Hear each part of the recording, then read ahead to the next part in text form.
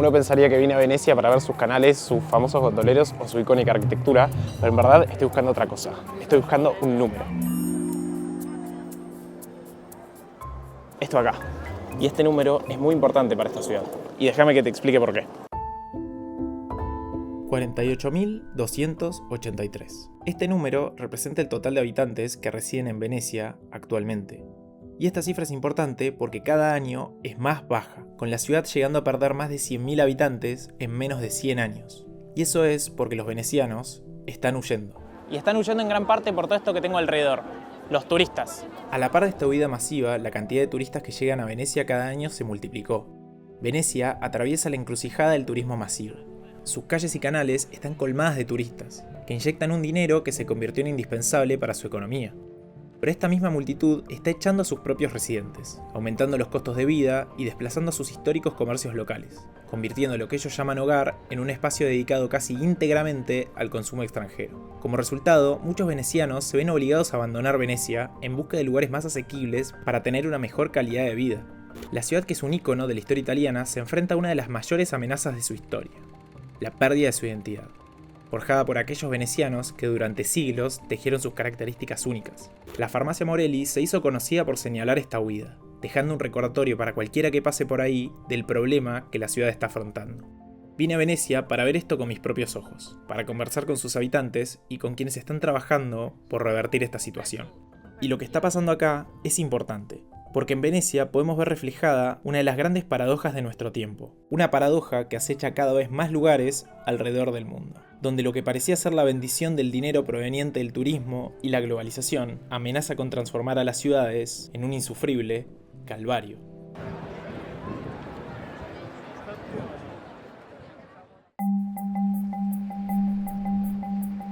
Cuando hablamos de Venecia, en lo primero que pensamos es en sus canales y en sus gondoleros, pero Venecia no es solo esta isla en la laguna. A todo esto se lo llama la ciudad metropolitana de Venecia, incluyendo esta parte continental, y las dos ciudades más destacadas en tierra son Mestre y Marghera. A lo que nos referimos tradicionalmente como Venecia es a la ciudad histórica, que es la que está sobre la laguna y tiene salida al mar Adriático. Y esta ciudad histórica está dividida en 6 distritos, llamados sestieri, y su fama no es solo por sus particularidades geográficas, sino también por su historia. Porque históricamente Venecia siempre fue una ciudad muy rica, y para entenderla hay que viajar en el tiempo, cuando su modelo económico era muy diferente. La prosperidad veneciana se originó a partir de su pujante comercio marítimo. Si bien sus inicios se vincularon a la exploración de recursos pesqueros en la laguna, la visión de sus mercaderes transformó rápidamente a la ciudad en un epicentro para el intercambio de bienes entre Europa, Oriente Medio y Asia. La zona del Rialto, dentro del sestiere de San Polo, emergió como el corazón de esta actividad mercantil, congregando en sus mercados una gran diversidad de productos. Al día de hoy, el Rialto sigue siendo el epicentro comercial de la ciudad. Y este de acá, que es el puente del Rialto, que es muy conocido y une a 2 partes de la ciudad, siempre está lleno de gente y sus calles circundantes llenas de puestos mercantiles. Pero más allá del comercio, históricamente Venecia se destacó por su maestría en la manufactura de vidrio, creando productos únicos que luego exportaba. En el siglo XIII, con el fin de mitigar el riesgo de incendios, numerosos hornos de vidrio fueron trasladados a la isla de Murano, que se convirtió en el corazón de la industria vidriera veneciana y donde se producían vidrios de alta calidad que pronto ganarían fama internacional. También, la ubicación estratégica de Venecia junto al mar la impulsó a convertirse en un importante centro de construcción naval. Sus astilleros producían una amplia gama de embarcaciones, desde navíos mercantes hasta barcos de guerra. Así, la construcción naval se convirtió en una industria fundamental para el desarrollo y la prosperidad de la ciudad. A tal punto que ocupó un sector muy importante al noreste de la isla, que es esto que tengo detrás mío, que es el Arsenal. En su entrada tiene una elaborada puerta con un grupo de leones haciendo de guardianes, en lo que hasta el siglo XVIII fue el complejo industrial más importante de Europa. Parte de este lugar todavía se usa con propósitos navales, pero en su mayoría es más bien como una especie de museo y un lugar para exhibiciones. Este cambio fue porque con la caída de Venecia en manos de Napoleón en 1797, el arsenal sufrió saqueos y destrucciones, y su papel como centro de construcción naval disminuyó significativamente, porque el nuevo foco comercial de transporte se mudaría a Porto Marghera, en tierra firme. Este lugar tenía la ventaja que se podía construir infraestructura moderna para la industria pesada y el comercio a gran escala, algo que en el antiguo arsenal, situado en el corazón de la ciudad histórica, era imposible. Así que Porto Marghera se convirtió en un gran complejo industrial con refinerías de petróleo y fábricas metalúrgicas. Y hoy las chimeneas de las industrias todavía se pueden ver desde las orillas de Venecia. Pero el gran cambio de la economía veneciana fue a partir del turismo. Desde sus inicios, Venecia cautivó al mundo con su arquitectura distintiva, sus canales en lugar de calles, sus iglesias y palacios. Y estas singularidades la convirtieron en un destino curioso e interesante, algo de lo que los venecianos empezarían a sacar provecho. Porque desde el siglo XIX el turismo empezó a convertirse en el corazón de la economía veneciana. Y esto obviamente no fue casualidad, porque la industria turística fue incentivada por las autoridades locales. Con el aumento de los visitantes empezaron a aparecer cada vez más hoteles, restaurantes y tiendas de souvenirs en cada calle y en cada plaza. Con el fin de extender la temporada turística, el gobierno empezó a apoyar el desarrollo de eventos que se festejarían a lo largo de todo el año.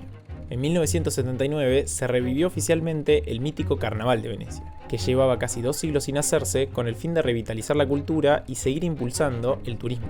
Esta iniciativa tuvo un gran éxito, y desde entonces el carnaval ha crecido hasta convertirse nuevamente en uno de los festivales más famosos y espectaculares del planeta, atrayendo a millones de visitantes cada año. Sumado a eso, hace más de 130 años que se festeja la Bienal de Venecia, que organiza varios festivales y exposiciones de diferentes disciplinas artísticas a lo largo del año.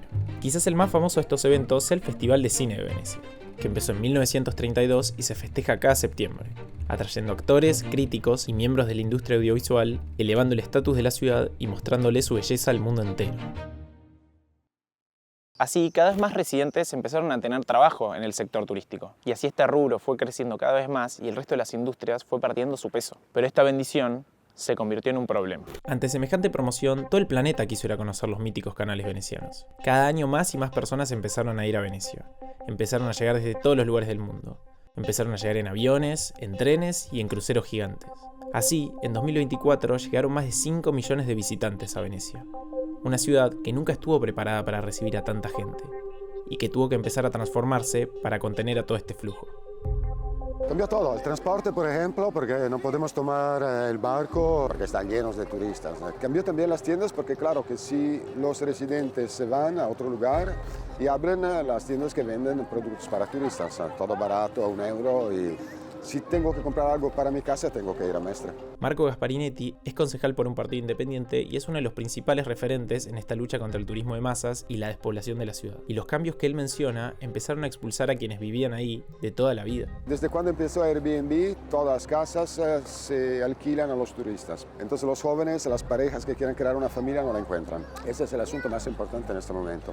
Y ahora somos 48.000, cuando nací yo eran 150.000 habitantes. Esta demanda de alquileres a corto plazo también elevó los precios del metro cuadrado en Venecia, obligando a que la gente se vaya a vivir a la parte continental en busca de precios más accesibles, alejándose de la tradicional vida veneciana atravesada por el agua. Así, Venecia se convirtió en una ciudad extremadamente dependiente del turismo, con el rubro inyectando más de 1.500 millones de dólares por año en su economía. Y esta dependencia también se convirtió en un problema, que se hizo especialmente notorio cuando la ciudad se vio obligada a cerrar casi por completo durante la pandemia. Con el COVID nos dimos cuenta que no se puede vivir solo con el turismo. El COVID nos mató, los que vivían con el turismo, claro, no tenían recursos. Entonces tenemos que armar otra forma de economía. La monocultura no es buena.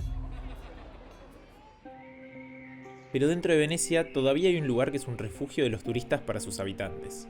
El barrio Santa Marta queda en el Sestiere de Dorsoduro, cerca del puerto de Venecia. Y acá viven Andrea y Francesca. Amo vivere qui a Santa Marta. Amo vivere qui perché è un'oasi di pace. Questa zona invece è ancora molto tradizionale, quindi è difficile trovare turisti qui. Vive veramente ancora molto bene. Caminando por el barrio, ellos me llevaron a conocer algunos de los locales más tradicionales, como una histórica panadería. Acá no nos cruzamos a ni un turista. A tan solo unos metros de algunos de los lugares más turísticos del mundo entero, este sitio es un oasis de tranquilidad. Pero incluso este barrio, ahora, está en peligro. È un progetto che va a cambiare radicalmente la faccia di questa zona. Para explicarme mejor este proyecto, fuimos a ver el lugar donde se harían estas obras, y me mostraron con detalle todos los planes que podrían cambiar por completo al barrio. Prevede di chiudere l'accesso alle auto, quindi l'accesso a diversi servizi come le ambulanze per i più anziani anche, che sono fondamentali, e di costruire edifici enormi di cui non abbiamo bisogno perché ci sono tantissimi edifici vuoti in questa zona e inizialmente avevano previsto anche l'arrivo di una stazione ferroviaria. Para luchar contra esto se formò il Comitato Waterfront, del che Francesca è parte. Ci siamo costituiti come associazione per poter dare il nostro contributo alla progettazione di quest'area. Este proyecto de reurbanización portuaria, que incluye el desarrollo de casi 150.000 metros cúbicos de construcciones, convertiría uno de los pocos refugios que quedan en la ciudad en un nuevo foco turístico. Questo ci spaventa molto, ci ha spaventato molto, arriveranno molti più turisti, cambierà la vivibilità proprio della zona, che è rimasta una delle pochissime ancora veramente vivibili e piacevoli. La organización a la que pertenece Francesca no es la única que está luchando contra varios de los problemas que hay en la ciudad, porque ante la situación actual, que se hizo insostenible para muchos habitantes, los venecianos empezaron a organizarse y a protestar.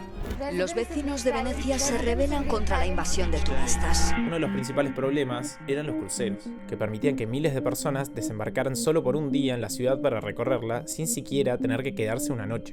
Para combatir contra esto, se creó el Comitato No Grandi Navi, que lucha oponiéndose a la presencia de grandes cruceros en la laguna de Venecia. Y en 2019, un crucero de la empresa MSC perdió el control y chocó contra un muelle de la ciudad, causando varios heridos. Después de años de debate y protestas, se logró que en agosto de 2021 se prohibiera la entrada de grandes cruceros al centro histórico de Venecia. Y ese fue uno de los puntapiés para empezar con otros cambios. Podemos solucionar el problema si trabajamos sobre los dos asuntos que son la casa, para evitar que todas las casas se vayan a los turistas con Airbnb. En este sentido ya tenemos un borrador, es decir, una proposición de ley. Y sobre el trabajo, claro que tenemos que crear otras oportunidades. Desde agosto de 2024 se prohibió que los grupos turísticos excedan las 25 personas y también el uso de altavoces. Además se implementó una tasa de acceso para los visitantes, tratando de que no se queden solamente un día. Así que empezaron a cobrar básicamente algo así como una entrada a quienes no se fueran a quedar al menos una noche en la ciudad. Ahora, el costo de la entrada es solamente de 5 euros. ¿A vos te parece que eso puede tener un impacto real para que la gente deje de venir? Esta tasa o esta entrada demuestra cómo Venecia se convirtió en un parque temático, donde para poder acceder tenés que pagar una entrada. El caso de Venecia se suma al de muchas otras ciudades del mundo que hoy combaten contra el turismo de masas. Y detrás de esta incómoda situación se esconde una verdad ineludible. El sobreturismo no es un fenómeno natural e inevitable, sino el resultado directo de decisiones políticas. La falta de visión a largo plazo y la incapacidad o falta de voluntad para implementar regulaciones efectivas son los verdaderos arquitectos de esta crisis. Pero a pesar de esta amenaza que posa sobre su ciudad, algo que me dijo Francesca me dejó pensando. È brutto dire non venite, perché Venezia è una meta ambita in tutto il mondo. Los venecianos no quieren privar al mundo de la belleza de su ciudad. Lo único que piden es que los respeten y que quienes vienen la cuiden tanto como ellos lo hacen. Quedarse en Venecia unos días es muy bien. Hacer lo que hacen muchos turistas, 2 horas para tomar un selfie y estar en Instagram con un selfie, no es la manera de vivere Venezia. È rispettare questo ambiente che è molto fragile e rispettare chi vive qui, i pochi che vivono ancora qui. En esta ciudad ya quedan menos de 50.000 habitantes. Y si el número de residentes llega a caer a menos de 40.000, muchos expertos creen que Venecia va a dejar de ser una ciudad viva para convertirse oficialmente en una ciudad museo. Y si Venecia termina muriendo, no será por una invasión enemiga, ni siquiera directamente por la estampida de visitantes que la recorren cada día, sino por la silenciosa desaparición de sus propios habitantes, que se ven obligados a marcharse de una ciudad que sienten que ya no les pertenece. Muchas gracias por llegar al final de este video. Sé que es medio raro haber venido a visitar como turista y venir a contar el problema del sobreturismo. A mí también me hace un poco de ruido y es como un poco paradójico, pero me hace también tomar conciencia del impacto que dejamos en los lugares a los que vamos y espero que a vos, si viste este video, también te haga pensar lo mismo. La verdad que me gustó mucho poder contar las historias de las personas que viven acá y de los problemas que les trae un aluvión de gente que llega todos los años y también cómo esos problemas parece que se van a agrandar en el futuro. Si te gusta que cuente este tipo de historias, me sirve mucho que te hagas miembro de mi canal. Tu aporte me ayuda para poder seguir viajando a lugares y contando historias que creo que importan y también que te suscribas a mi canal. Así que bueno, muchas gracias por mirar y nos vemos en el próximo.